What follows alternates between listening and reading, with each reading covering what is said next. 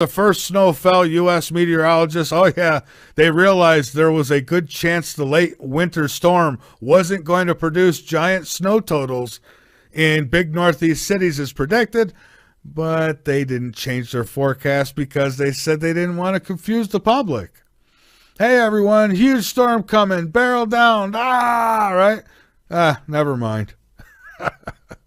I'll tell you, even the Weather Channel, they don't want, these forecasters don't want to admit they can't tell you the truth about the weather. You know why? Because they have no freaking idea. What they should be telling you is, folks, the weather system is screwed up, and we don't even know. We don't know if this is going to hit you or not, but they don't want to admit it. University of Minnesota drops homecoming queen and king and replaces with genderless royals. Speaking of big pharma, the University of Minnesota has become the latest university to do away with the traditional homecoming king and queen titles and have replaced them with the gender-neutral royals term. You see, this is what I mean about it being crammed down our throats. This is what I mean about it being an agenda. It is an agenda. This whole transgender, homosexual thing, it's being crammed down the throats of people. And listen, again, I don't care if you're transgender. I don't care if you're homosexual. I'd still sit down and have dinner with you. That doesn't bother me. But don't cram this crap down my throat. Don't cram it down our throats. You're destroying. Now, this is interfering with tradition. It's always been traditional, the king and queen. We can't help it if you like the same sex or if you were born differently than others. You know, welcome to planet Earth where everything is just strange, okay? But, yeah, now this school is going to do I'll tell you, if I was a parent, I'd take my kids right out of the school. I would. I'd have to. I mean, because look what they're teaching them. Look what they're embedding in these kids' heads. I mean, they don't even get a choice. It all gets crammed down their throats. Incredible. All right, 400,000-year-old half skull points to mystery people. They say the discovery of this 400,000-year-old half skull in Portugal has offered tantalizing hints about a possible ancestor of the Neanderthals, and researchers have reported this. The fossil was unearthed in a cave site, and it marks the oldest human cranium fossil ever found in Portugal. So maybe when they get some answers to that, maybe they'll tell us, maybe they won't. If they do, we'll pass it on to you. Study, 4 in 5 Oklahoma City students can't read clocks. Yeah, that's what it says, and I believe it. 4 in 5 Oklahoma City students can't read clocks. You know, test them sometime. If you see, very rare that you see them with a traditional watch on. Not one of them Google this or that tell them everything they need to know. But a real watch, test them sometimes. Say, hey, you got the time? And see if they look and stare at it. I can't see it. That's because that's what they'll do. Because I'm telling you, they've dumbed them down. Dumbed them down. Thank God. Maybe we got a chance now. Maybe we could build them back up.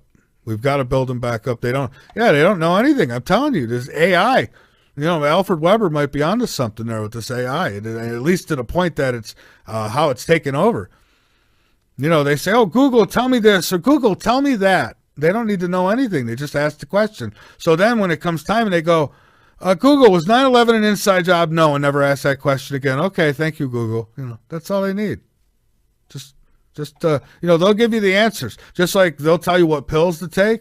They'll tell you what cars to drive. They'll tell you everything. Everything you want to know. They'll tell you exactly how to run your life if that's what you want. And you obviously want that if that's what you do. I mean, I couldn't imagine having one of them little devices in my house or my studio and asking questions. My good Lord. Anyhow, let's see if we can get maybe one more in here. Oh, this one, we touched on this one once before. Alien hunters who claim to have spotted a giant 2-mile-wide saucer moving along the Pacific sea floor. There's no new information here on that. It's just that they had used Google Maps to find the saucer-shaped objects and that it's 2 miles in diameter. So I don't know. Maybe we could ask Patty Brazard about that next week when she's on. Kim Jong-un, he's back again. Kim Jong-un threatens merciless attacks on America in retaliation for South Korea drills. Little Kim Jong-un better settle down over there.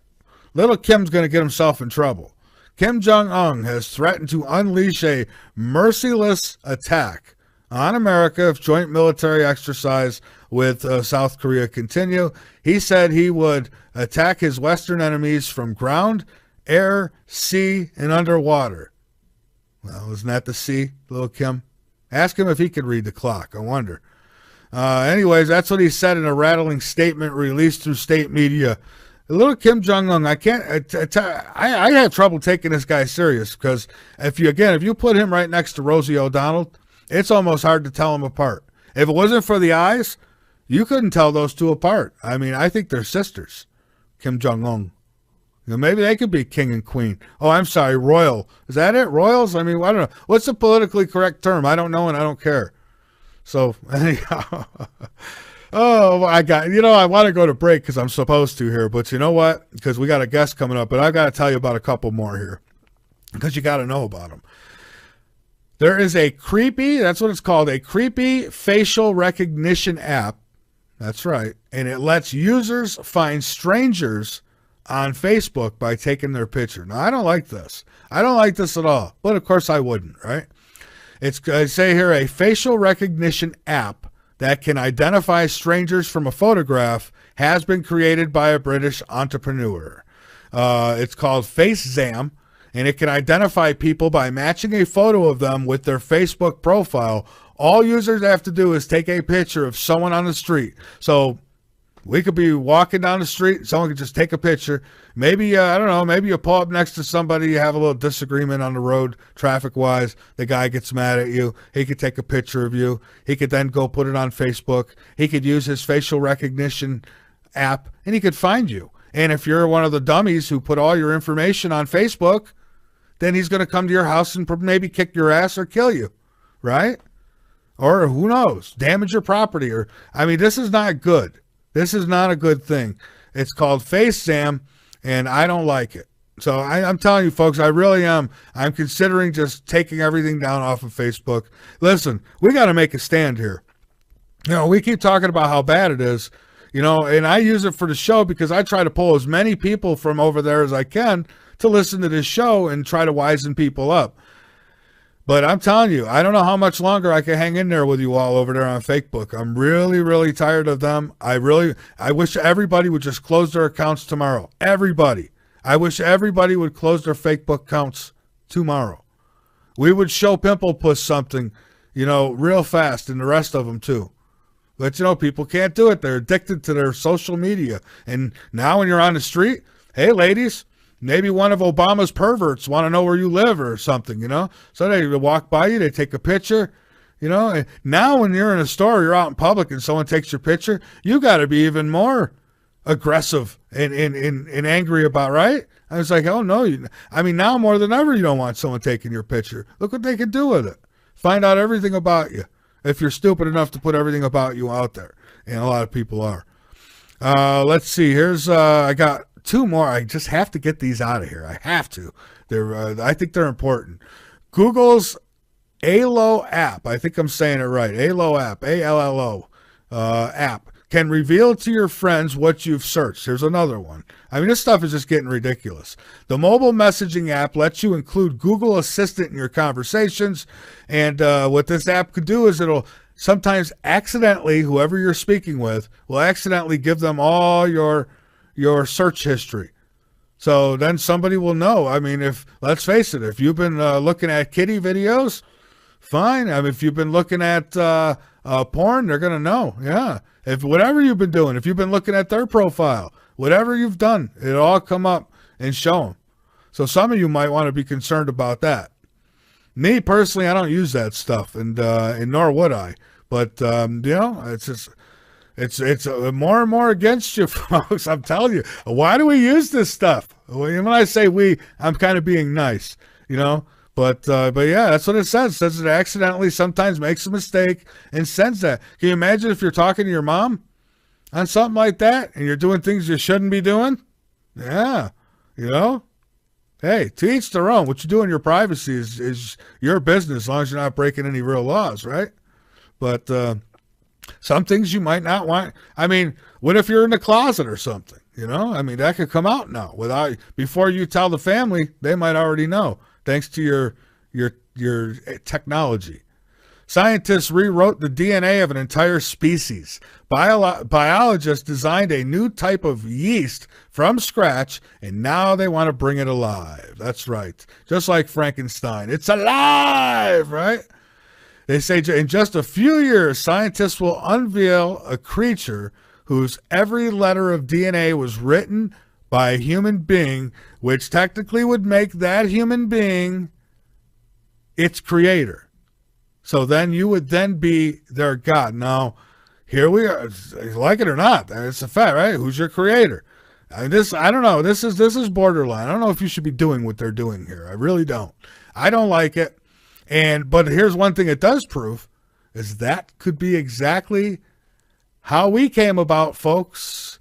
You know, we're looking for this big, almighty, invincible God, and for all you know, somebody in a lab might have just decided to tinker around and create it from scratch. They're doing it. Don't say it can't be done. They're doing it. So this kind of makes me scratch my head and say, I don't know, should we be allowing this kind of thing? Not so sure we should.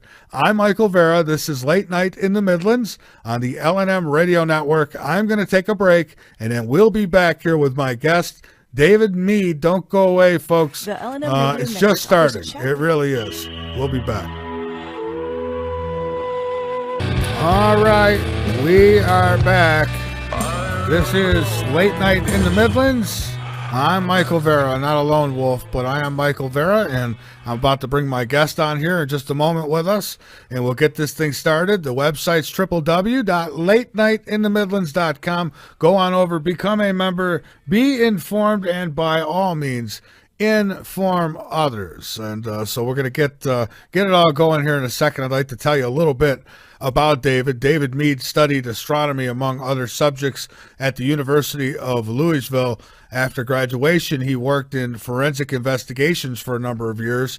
The last 10 years he has spent with Fortune 1000 companies writing special reports for management. He is a specialist in research and investigations. He has over 10 books in his credit, including the best-selling Planet X, the 2017 Arrival, and his latest, the Coup d'etat against President Donald J. Trump. And he enjoys relating science and the Bible and believes Planet X is a perfect marriage of the two. So that being said, let's go ahead and bring David on with us.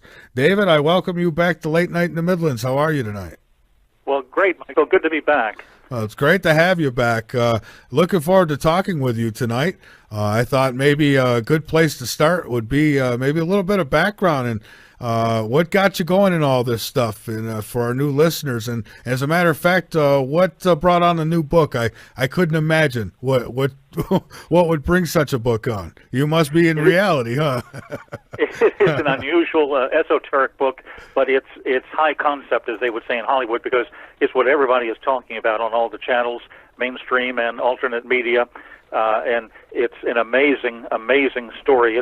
It's one of the two major stories of the century, and it's a story of conspiracies and cover-ups at the highest levels.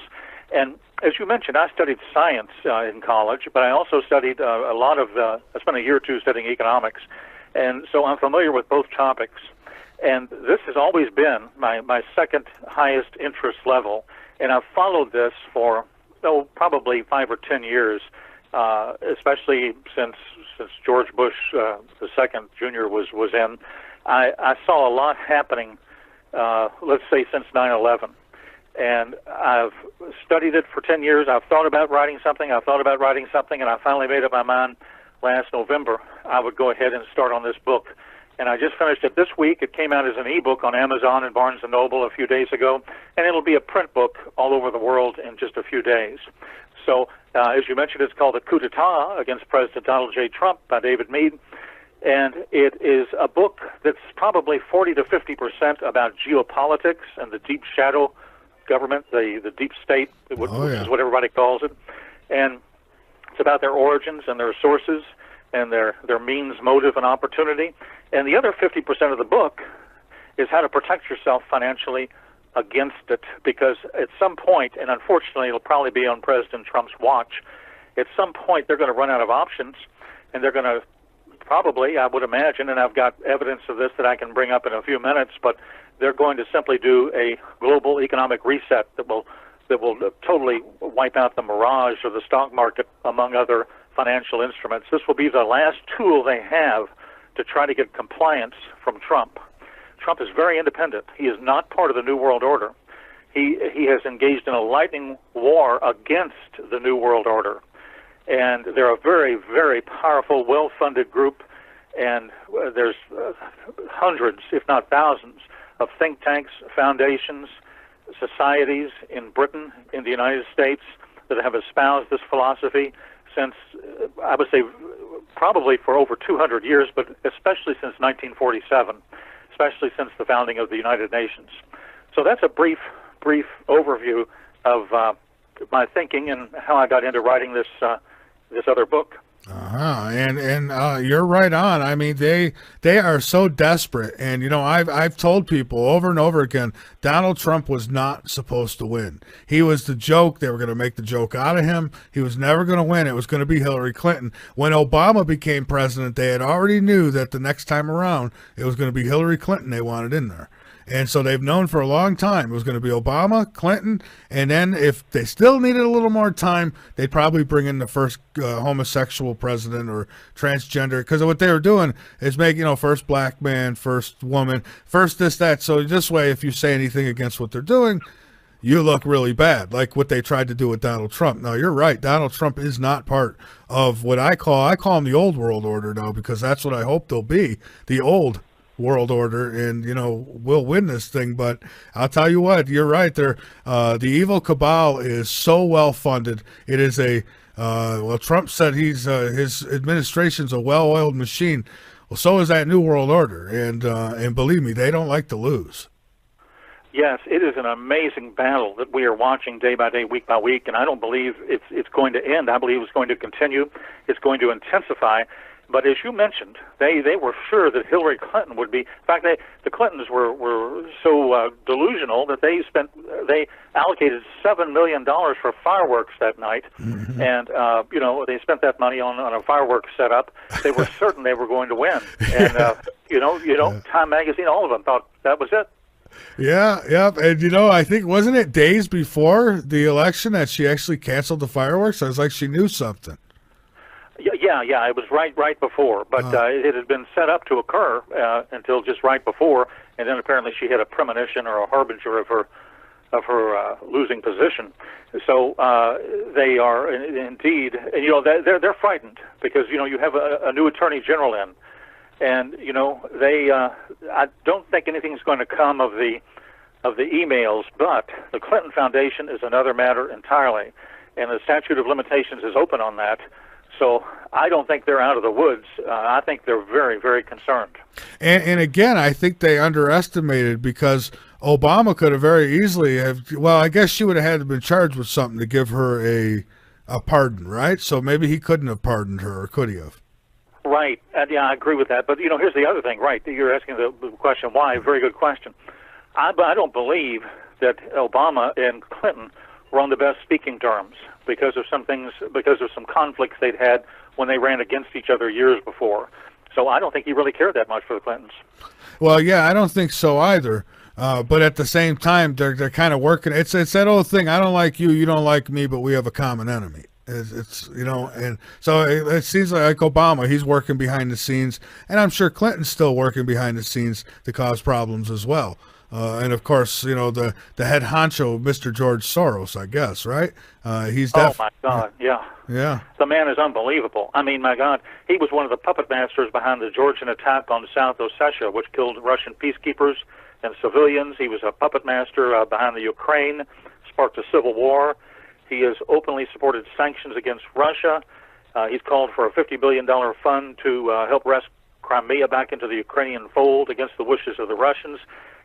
He has fomented social unrest in Russia. He's tried to tarnish the legitimacy of Putin's 2012 election through his open society foundations, and they've been thrown out of the country. Yeah. And, I mean, one person you don't want to really be an enemy of is Vladimir Putin. You just don't mess with the Russians. And I don't know. I wish Putin would get him. I mean, yeah, I'd look the other way. I think, you're suggesting that possibly not. We're not threatening him, but you're right. He has put himself in a position where he might be a dead man walking. Absolutely, I agree with you.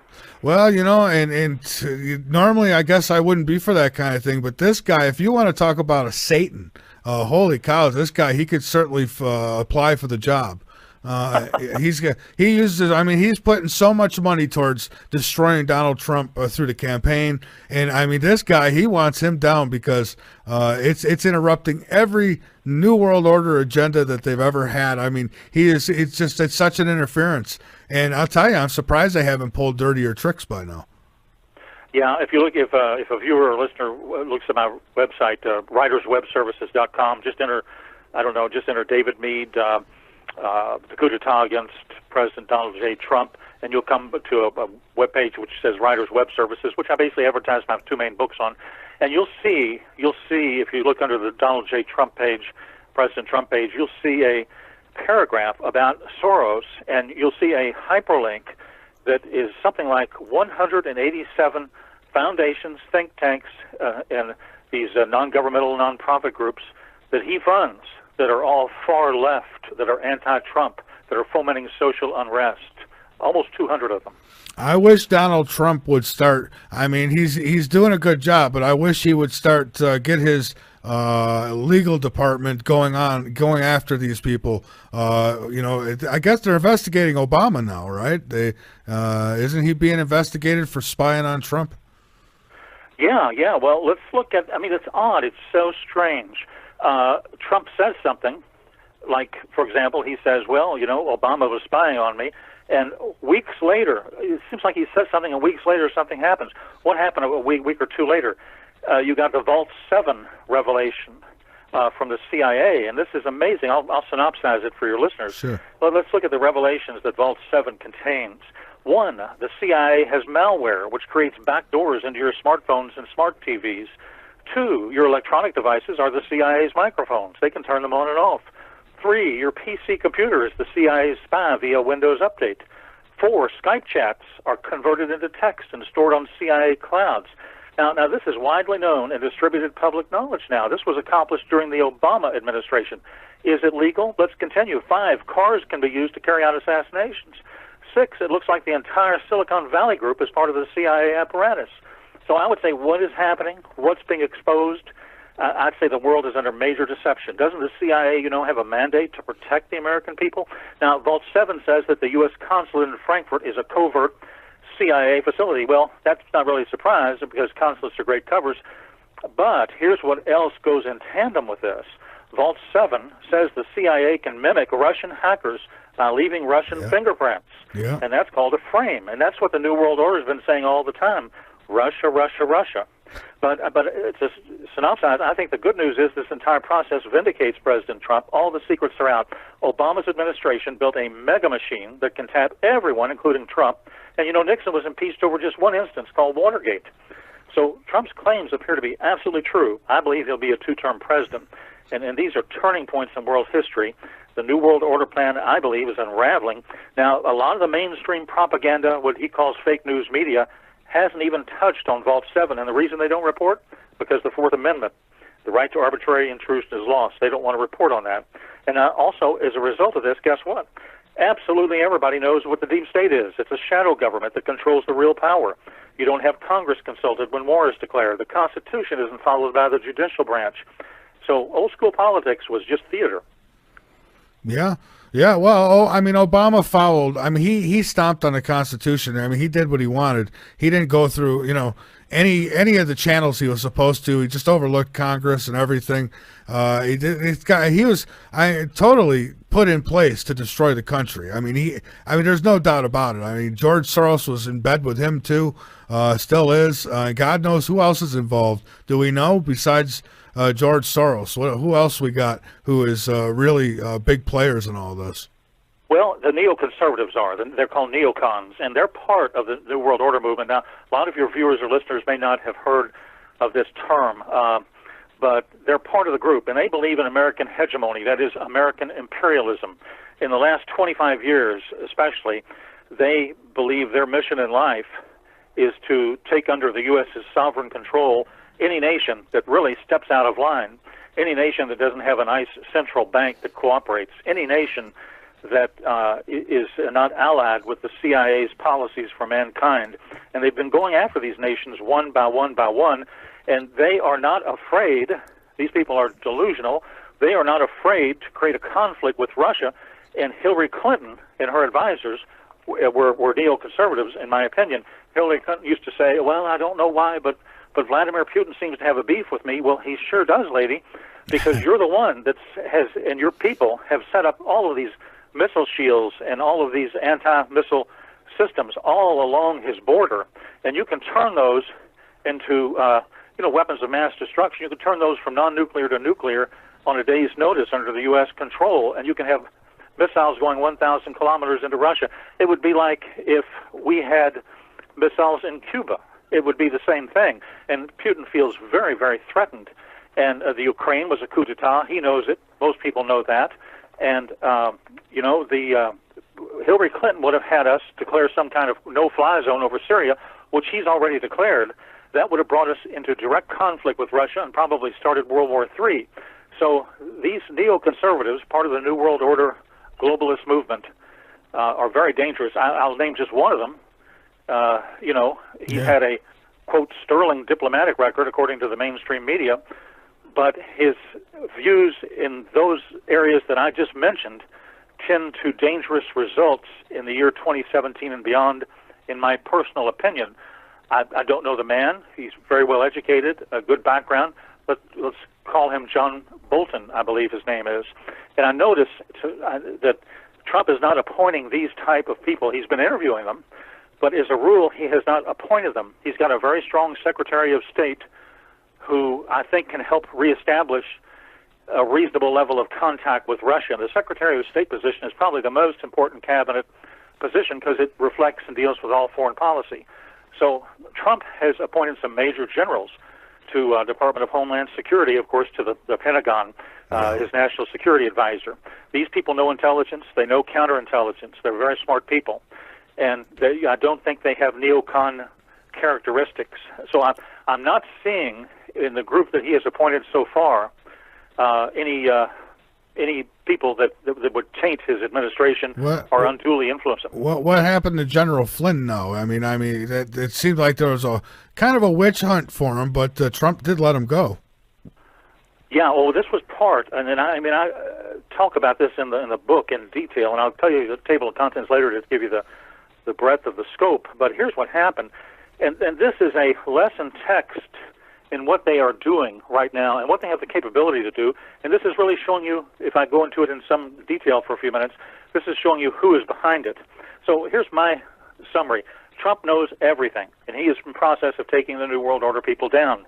Now, they're highly traumatized. The mainstream media is using distractions to move the public away from the truth. Mm-hmm. You've got a hidden hand of a small group of families who run the monetary system of this world. And this includes the Committee of 300, which I'd like to talk about later on, a very important group. And this would encompass the Rothschilds, the Rockefellers, the Council on Foreign Relations. These are some of the main groups who are pulling the strings. I give background history in the book on the Illuminati. This is the thinking that pervades these people. The Freemasons, the shadow government. I talk about the JFK conspiracy. My stepfather took the autopsy photos of JFK. I have a chapter on that because it talks about legends, covers, psyops, disinformations. It's a lesson text in critical thinking. But to get back to the main story, the globalists have a strategy of bringing in millions of illegal immigrants, putting them on welfare, and then moving us to permanent war status to bankrupt the country. And these people are the New World Order. And these politicians are bought and paid for. And I identify many of them in the book by name and the rest by affiliation. And I do cover how intelligence operations and their rogue elements and contractors work. And I lead you in the book through the maze and the matrix to the end game. Where are these New World Order policies purposely and secretly leading America? And anyway, I begin the book, getting back to your question, discussing how the NSA, in joint cooperation with the FBI, were monitoring the phone calls and texts made by the Russian ambassador to the United States. Now, this data is called raw acquired information. The distribution should have been restricted to no more than about 35, 40 analysts. It should have been classified in the NSA, ragtime A, B, C, D, or P, as in Patty, where each letter is a variety of an intelligence classification. That would have restricted it to under 50 people. So it should be a very rare instance where raw intelligence is like this is distributed outside of the intelligence community itself. Now, the three sets of signal communications that were intercepted between General Flynn and the ambassador should have stayed within controlled channels, but they likely circulated the transcripts, they declassified them, gave them the lowest security classification, then circulated them to the National Security Council, which during January was populated by Obama staffers. And then, of course, after Trump was sworn in, the FBI sent agents to question Flynn, and the acting attorney general informed White House counsel that their account of what Flynn said didn't match what Flynn insisted he'd said, and we don't know the full flow, but the VP became aware. Trump had to act. He lost a major. This man had 40 years of background, invaluable. And does that tell everyone a lot about how the deep state works, the vast power they hold? And so my book, I think, is an explosive account of ongoing cover-ups, and I look at the major questions that recur with the attacks on President Trump's administration. And I've never seen anything like it, David. I'm going on 46 this year, but I mean, okay, I'm not old, but I've never seen anything like this. And my father tells me he hasn't seen anything like this. Even, people bring up Reagan and the resistance he had. It was nothing compared to this. No, and you've got some strange players that are probably going to come out. I'll tell you one that has not yet come out in the major news, but I think will be part of this. And this is inside information in a manner of speaking. It's GCHQ in London. And some of you people have probably heard of the United Kingdom's Government Communication Headquarters, GCHQ. Yeah. And if you heard of it, haven't you? Oh, yeah, I know what they do, but go ahead. Good. Well, they've heard of you. They've heard of me. They've heard of all of you. And if you use the World Wide Web from, say, 07 forward, they probably logged your entries into their database. They've got all your metadata. They have a program called Karma Police, an operation, an op, harmless sounding. It's their data mining operation. It's the largest in the world. It is designed to track every visible user on the Internet. And by 6 years ago, they stored over 1.1 trillion events in their black hole database. They're gathering 30, 40 billion records per day, and who knows where it is today. And this data analyzes, your lifestyle, email addresses, instant messages. And if you looked at their website, they've got a record of that. They routinely share that information, among other data intercepts, with the Five Eyes partners. These are Canada, the U.S., Australia, New Zealand, Britain being number 5. So we know beyond a shadow of a doubt the deep state is in a major struggle against President Donald Trump. They didn't want him elected, and even after his election, they haven't given up, but they've resorted to a variety of covert and illegal means to discredit him. And the deep state is the dark side of the military and alphabet agency intelligence, and it is authorized and operated by the highest levels of authority. So let's look at what is happening. Then I know the Senate Intelligence Committee and the House are investigating this, and here's what I think they will discover. I think they will discover that collusion overseas with British GCHQ occurred illegally. And I believe they were monitoring, and they have data intercepts on Trump Tower. And this all happened at Trump Tower. And they had the same purpose, and this information was disseminated by authority here in the United States at the various highest level to certain senior Obama staffers, and this was an illegal act. So Trump is 100% correct that illegal access and monitoring were happening, and this will come out. And he knows there's no evidence whatsoever about Russian influence. There were no advisors, no financial interaction, no front companies, nothing. And that's why he's giving the go-ahead to the Senate Select Committee on Intelligence to investigate everything. So some very senior White House people used intelligence from GCHQ sources, in my opinion, in a seditious manner against the incoming Trump administration. That's the real story. I believe that's what the Senate Select Committee will find out and release. So was there someone at the White House who controlled the NSA? And I believe this will eventually cause a flurry of indictments at the highest level. This is Watergate on steroids, and we're at 1 minute to midnight.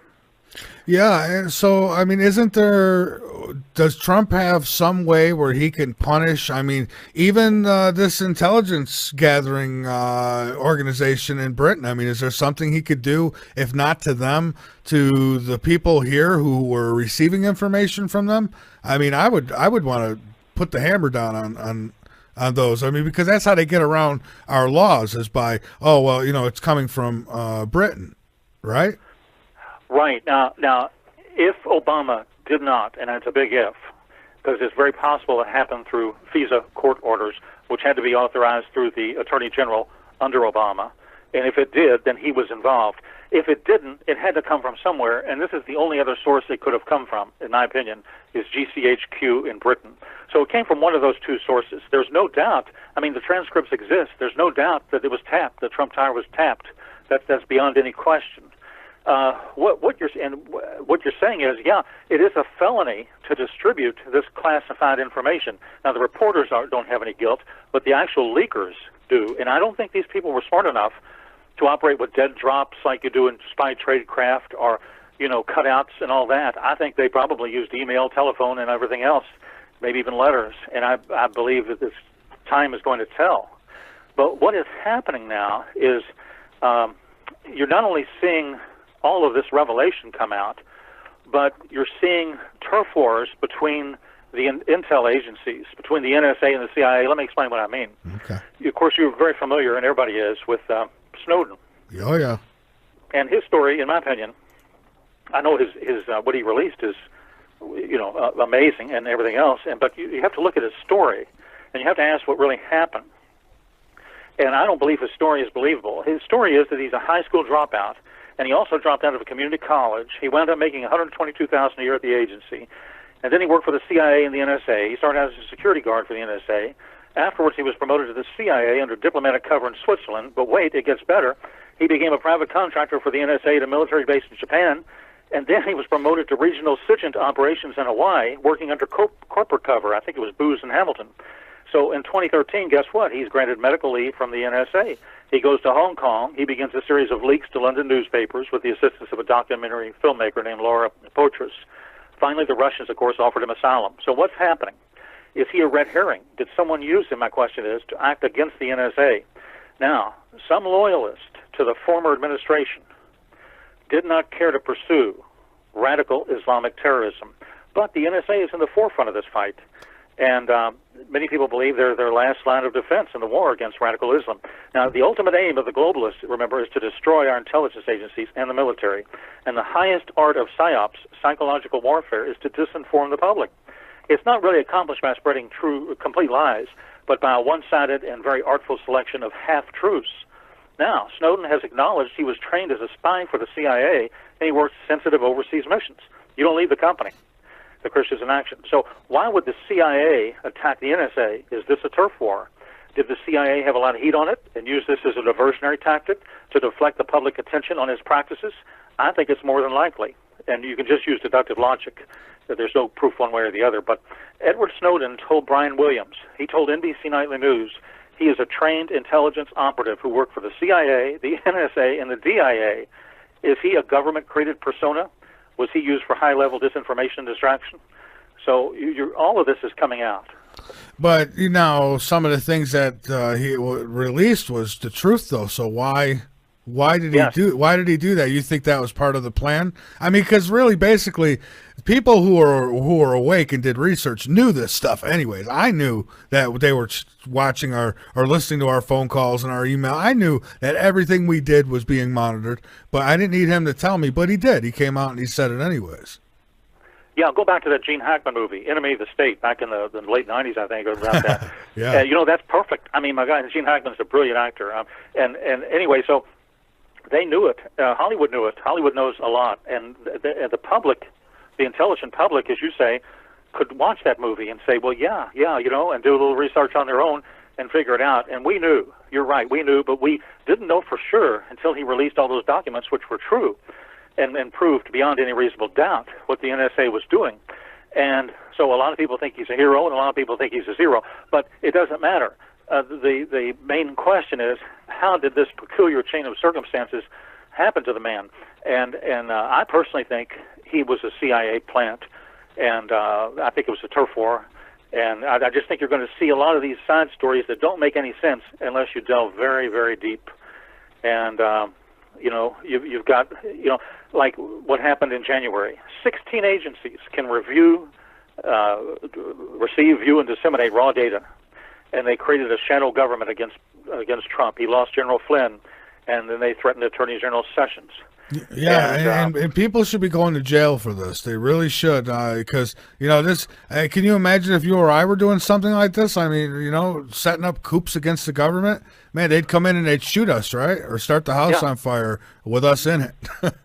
Title 18, U.S. Code, seditious conspiracy. Absolutely, if one of us tried to do this, and then there's even a bigger story over this story, slightly bigger. And let me just mention this because my book talks about it. There's a pattern of economic crashes occurring every 7 years dating back to the Great Depression. You had the worst year of the Great Depression in 1931, and then fast forward to the 70s, you had the Arab oil embargo, SNL crisis, Black Monday, 1994 bond massacre, 2001 NASDAQ crash, the 2008 and 9 financial collapse. Each one occurred at the end of a 7-year economic cycle, but now we're overdue now. And part of my book, part of the hypothesis of it, is that we are on the verge of a Great Depression, and part of this may be purposely induced by the New World Order group. And I believe there's a plan to destroy the dollar and not pay back $100 trillion in unfunded liabilities. I believe the elite are transferring personal holdings to euros and gold. Their plan is to divest American assets, sell the dollar, renege on debt, start with a brand new currency. But I go over the detail in game in my book. Now, let me talk about this for a minute. Okay. David Stockman, the former budget director under Reagan, has raised a very interesting trigger point to this collapse. Now, in fact, it's interesting, it's almost historic that this interview is today, because it's a well-known fact that the debt ceiling is automatically frozen at the end of the day on March 15th, tomorrow, 2017. This is how they arranged it, the Speaker of the House and Obama over a year ago. Then the count begins. In other words, it's going to freeze right at just below $20 trillion. And the Secretary of the Treasury has already issued, the new Secretary of the Treasury a few days ago, has already issued a letter to the House and to the Senate, and he has warned them that emergency measures are forthcoming in order to keep the government operating. Now, the Treasury currently has $200 billion cash on hand. Now, at the rate of that they spend, which is a little over $3 billion a day, this cash will last until approximately Memorial Day or the first week in June. Now, at that point, with the debt ceiling frozen at $20 trillion, the key question is, will Congress be able to vote successfully to raise this by trillions? Well, David Stockman suggests no, it is impossible, he says. He says the Tea Party conservatives are one faction of the Republicans, which are split. He says they will not vote for a multi-trillion-dollar debt ceiling increase before they've repealed Obamacare. And then he says the so-called reciprocal tax, which is a border adjustment tax proposed by the administration, will take 2 years to implement. It's highly controversial, so it's not part of the picture. Now, before all of this happens, the mother of all debt crises is on the table right now this year. The Democrats, as you know, will not pursue anything Trump recommends. They won't help him regardless. So this is the perfect storm. Now, the clock is ticking at the end of the day tomorrow. There's no pathway to a majority, he says, in the House or Senate to increase the debt ceiling. And the budget numbers just don't add up. So I think this may be a perfect time, and this is what half of my book talks about, to sell and to reposition assets. And my book covers the geopolitical and economic aspects of the reset. And I projected in the book, I didn't talk about David Stockman in the book, but he may have hit on an interesting trigger. I talked about a derivatives collapse. And just to summarize, the gross domestic product of the world is about $365 trillion. But the gross or notional value of all derivatives is $1,000 trillion, more than three times that. So you've got the possibility of a derivatives collapse. You've got the possibility of a failure of a major German banking system, war in the Middle East, a hike in oil prices, and many others. But I really have to admit after listening to him that the implosion of the economy could come from an unexpected source, such as a total government shutdown, because I think the stock market is a mirage. Its heights have only been reached with an unlimited debt ceiling, and I think this is about to come to a screeching halt. If you notice the Federal Reserve, during Obama's administration, guess what? They didn't touch it. They didn't touch the federal rate. It never moved. And now, in December, they moved it up, and they're going to move it up this month. The Open Markets Committee is going to move up the rate again, and this is going to squeeze Main Street even more. So, I think this is a major backdrop to everything else. We need to focus both on the politics of the deep state in the war against Trump, but we also need to focus on the end game and how to protect ourselves against anything that could even start as early as this spring. Now, wouldn't Trump know? I mean, what he think he'd have access to, a lot of information. I mean, wouldn't he know that they're? I think he even mentioned at some point that they might try to pull something like that on him. And I don't know. You would hope that he'd be somehow prepared. And couldn't we just I don't know, as other countries have done it, just kick the bankers the hell out, right? And well, that would be the perfect solution, but well, he'd be the guy to do it, right? Or can he do that? Yeah. But let me tell you something about the Federal Reserve, and you've hit on a very interesting. You've hit on the mother of all conspiracies right here. So I'm glad you brought this up. Excellent question. The Federal Reserve. I watched Alan Greenspan one time talk on Meet the Press, or one of these programs, and they said to him, Bill Russert or somebody asked him.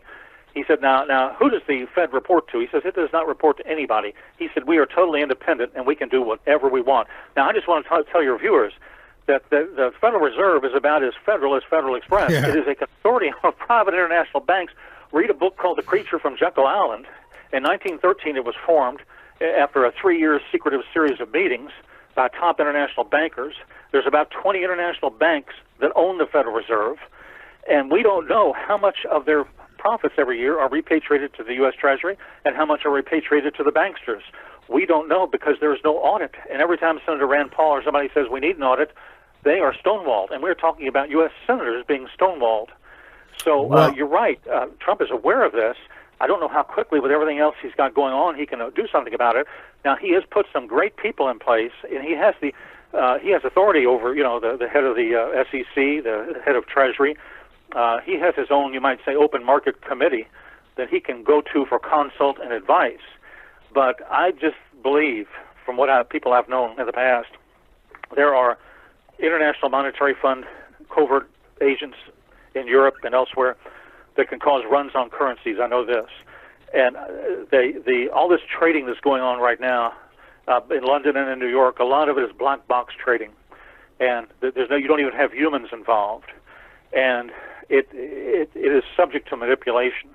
And if you had a perfect storm of a government shutdown combined with higher interest rates created by the Federal Reserve, combined with any other type of debt crisis or revelation, you might see the mirage of the stock market drop to 15,000 and then drop in half.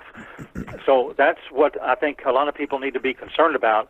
I think now is an excellent time to reposition, and I discuss the mainstay of precious metals, and in the book I discuss all kinds of things. I discuss is global economic collapse unavoidable, derivatives panic, 7 experts who agree with me, the plan to overthrow the U.S. economy by the New World Order, how to understand historical collapses, oil, geopolitics, and war, the art of intelligence, Chinese and Russian deception, and so forth. So I discuss a lot of economic theory and fact as well, and how to participate in South African gold shares, funds, ETFs, exchange-traded funds that operate on an inverse ratio to the market.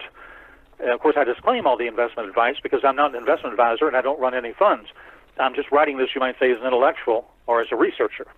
And so I have no personal, contact with anyone. I don't want any personal contact with anyone other than on a theory basis. And I don't do any money management. I don't do anything like that. I would never do it. I'm not qualified to do it. I have no licenses, and I've never done it.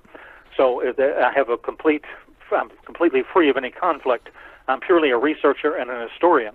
All right. And David, we've got to take a break here, so hold your thoughts there, and we'll come back and pick up right where we left off. So, David, so then it would be, based on your research, and you're like, I got a friend by the name of Stu, and he says that he thinks it's going to all come crashing down too. So you believe they're going to get to that card, and they're going to force a financial disaster? I believe 2017 is a very high possibility, particularly since I've listened to David Stockman's analysis, which I just did a few days ago. I wasn't familiar with it until 2 or 3 days ago. And apparently he interviewed with Maria Bartiromo, I think her name is, of Fox News, and that has been uploaded by someone to the YouTube. It's a short 10-minute interview, but very coherent, very cogent, very, very interesting. And I think that might indeed, be something that is right on point. Now, I do want to compliment you. I just listened to some of your commercials and commentary in the last 10 minutes, and some of it is really, all of it is really on point. And I think a lot of your listeners are probably saying, well, you know what? Why are these people, the anti-Trump people, the anti-Trump media, why are they, psychologically or in reality, why are they like they are? What is wrong with them? And I've got two answers to that. Yeah. They're either... Go you know ahead. what I'm about to say. Yeah. They're either brainwashed or they're afraid of something. The lower levels are brainwashed. The people on the street, you know, that you see in these demonstrations and everything else, they're brainwashed or paid for. But the people at the top are afraid. And let me tell you why they're afraid. I'd like to get this out right away in front of your listeners. The Committee of 300, and you have to understand this Committee of 300. It is the governing body of the New World Order. This explains why and how the cover-up takes place. Now, they work through the Royal Institute of International Affairs in London. That was established many decades ago, and it's the equivalent of the Council on Foreign Relations in the United States. They also work through the Aspen Institute, the Club of Rome. They all possess various executive arms. Now, I was told this by an MI6 intelligence officer. Now, their arm in the United States is called the Council on Foreign Relations, from which the U.S. Secretary of State, Clinton and otherwise, have drawn all of their strategies almost entirely until now, therefore following the Socialist Party line. If you control the Secretary of State, you control foreign policy. Now, the Constitution, as you know, is immutable, but these progressives or socialists, as they call themselves, or progressives, supposedly interpret it in a flexible manner. Now, Woodrow Wilson, let's go back to him for a minute. He was a major leftist under whom the Federal Reserve was established. Now, if you recall, before the Federal Reserve, and the graduated income tax, we had a $5 billion surplus through trade tariffs, and both the Reserve and the income tax saw to it that the extreme opposite would occur. Now, in leaving office, Wilson spoke a veiled statement acknowledging the presence of the Committee of 300. Here's what he said, quote, "Some of the biggest men in the United States in the field of commerce and manufacturing are afraid of somebody, are afraid of something.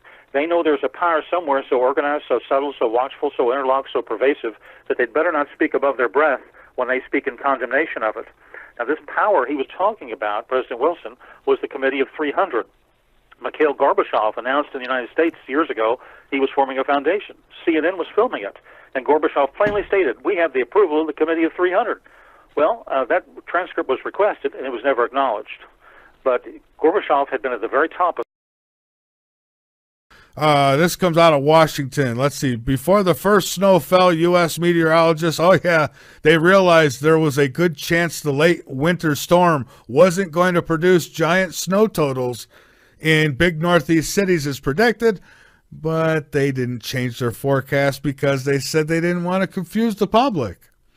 Hey, everyone, huge storm coming, barrel down, right? Never mind. I'll tell you, even the Weather Channel, they don't want, these forecasters don't want to admit they can't tell you the truth about the weather. You know why? Because they have no freaking idea. What they should be telling you is, folks, the weather system is screwed up, and we don't even know. We don't know if this is going to hit you or not, but they don't want to admit it. University of Minnesota drops homecoming queen and king and replaces with genderless royals. Speaking of big pharma, the University of Minnesota has become the latest university to do away with the traditional homecoming king and queen titles and have replaced them with the gender-neutral royals term. You see, this is what I mean about it being crammed down our throats. This is what I mean about it being an agenda. It is an agenda. This whole transgender, homosexual thing, it's being crammed down the throats of people. And listen, again, I don't care if you're transgender. I don't care if you're homosexual. I'd still sit down and have dinner with you. That doesn't bother me. But don't cram this crap down my throat. Don't cram it down our throats. You're destroying. Now, this is interfering with tradition. It's always been traditional, the king and queen. We can't help it if you like the same sex or if you were born differently than others. You know, welcome to planet Earth where everything is just strange, okay? But, now this school is going to do... I'll tell you, if I was a parent, I'd take my kids right out of the school. I would. I'd have to. I mean, because look what they're teaching them. Look what they're embedding in these kids' heads. I mean, they don't even get a choice. It all gets crammed down their throats. Incredible. All right, 400,000-year-old half skull points to mystery people. They say the discovery of this 400,000-year-old half skull in Portugal has offered tantalizing hints about a possible ancestor of the Neanderthals, and researchers have reported this. The fossil was unearthed in a cave site, and it marks the oldest human cranium fossil ever found in Portugal. So maybe when they get some answers to that, maybe they'll tell us, maybe they won't. If they do, we'll pass it on to you. Study, 4 in 5 Oklahoma City students can't read clocks. Yeah, that's what it says, and I believe it. 4 in 5 Oklahoma City students can't read clocks. You know, test them sometime. If you see, very rare that you see them with a traditional watch on. Not one of them Google this or that tell them everything they need to know. But a real watch, test them sometime. Say, hey, you got the time? And see if they look and stare at it.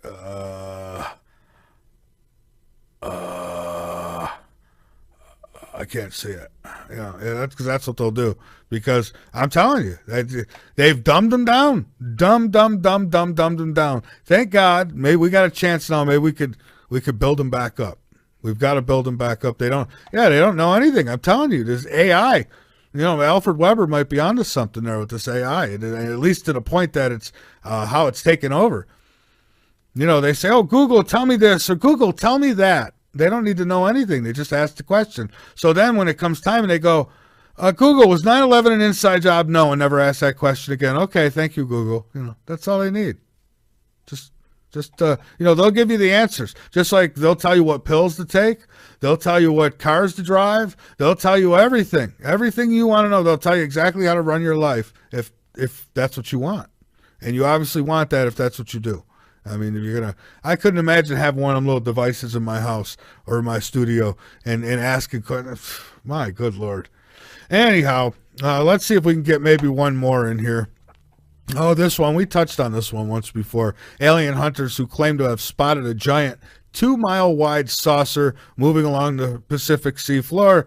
There's no new information here on that. It's just that they had used Google Maps to find the saucer-shaped objects and that it's 2 miles in diameter. So, I don't know. Maybe we could ask Patty Brazard about that next week when she's on. Kim Jong-un, he's back again. Kim Jong-un threatens merciless attacks on America in retaliation for South Korea drills. Little Kim Jong-un better settle down over there. Little Kim's going to get himself in trouble. Kim Jong-un has threatened to unleash a merciless attack on America if joint military exercise with South Korea continue. He said he would attack his Western enemies from ground, air, sea, and underwater. Well, isn't that the sea, little Kim? Ask him if he could read the clock. I wonder. Anyways, that's what he said in a rattling statement released through state media. Little Kim Jong-un, I have trouble taking this guy serious because if you put him right next to Rosie O'Donnell, it's almost hard to tell them apart. If it wasn't for the eyes, you couldn't tell those two apart. I mean, I think they're sisters, Kim Jong-un. Maybe they could be king and queen. Oh, I'm sorry, royal. Is that it? Royals? I mean, I don't know. What's the politically correct term? I don't know, and I don't care. So, anyhow. Oh, I want to go to break because I'm supposed to here. But you know what? Because we got a guest coming up. But I've got to tell you about a couple more here because you got to know about them. There is that's what it's called, a creepy facial recognition app. That's right. And it lets users find strangers on Facebook by taking their picture. Now, I don't like this. I don't like this at all. But, of course, I wouldn't, right? I say here, a facial recognition app that can identify strangers from a photograph has been created by a British entrepreneur. It's called FaceZam. And it can identify people by matching a photo of them with their Facebook profile. All users have to do is take a picture of someone on the street. So we could be walking down the street. Someone could just take a picture. Maybe, I don't know, maybe you pull up next to somebody. You have a little disagreement on the road, traffic-wise. The guy gets mad at you. He could take a picture of you. He could then go put it on Facebook. He could use his facial recognition app and he could find you. And if you're one of the dummies who put all your information on Facebook, then he's going to come to your house and maybe kick your ass or kill you, right? Or who knows, damage your property. Or I mean, this is not good. This is not a good thing. It's called FaceSam, and I don't like it. So I'm telling you, folks, I really am. I'm considering just taking everything down off of Facebook. Listen, we got to make a stand here. You know, we keep talking about how bad it is, you know, and I use it for the show because I try to pull as many